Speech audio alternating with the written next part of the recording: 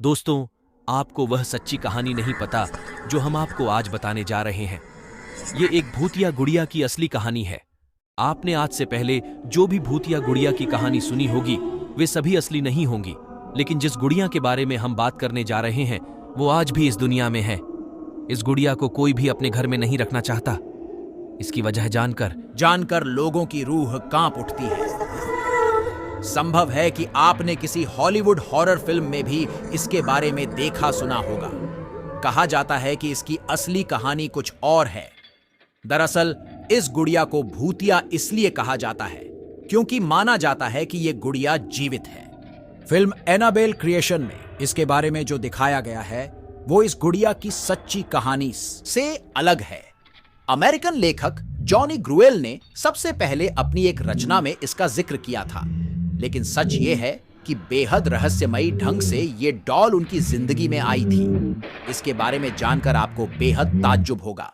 दरअसल बात उस वक्त की है जब लेखक जॉनी ग्रुएल बच्चों के लिए एक किताब की श्रृंखला की रचना करने जा रहे थे।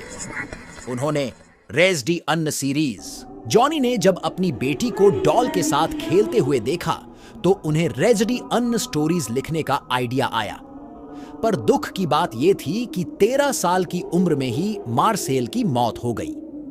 उसकी मौत का कारण संक्रमित टीका बताया। मार्सेला की मौत के बाद जब रेजडी अन्न स्टोरीज को मार्केट में लाया गया तब उस डॉल का मॉडल भी बुक के कवर पेज पर छापा गया। ये मार्सेला को श्रद्धांजलि देने के कारण ही लॉन्च किया गया था।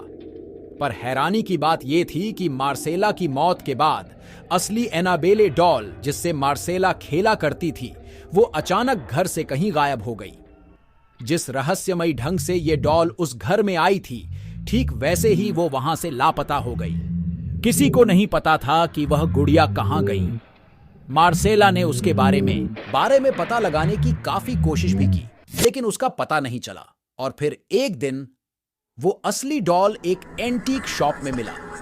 ये बात है साल 1977 की। एक नर्सिंग स्टूडेंट जिसका नाम था डोना, उसकी मां ने डोना को ये डॉल गिफ्ट की थी, लेकिन डोना ने डॉल को पाने के बाद से ही उसमें कुछ अजीब चीजें नोटिस की।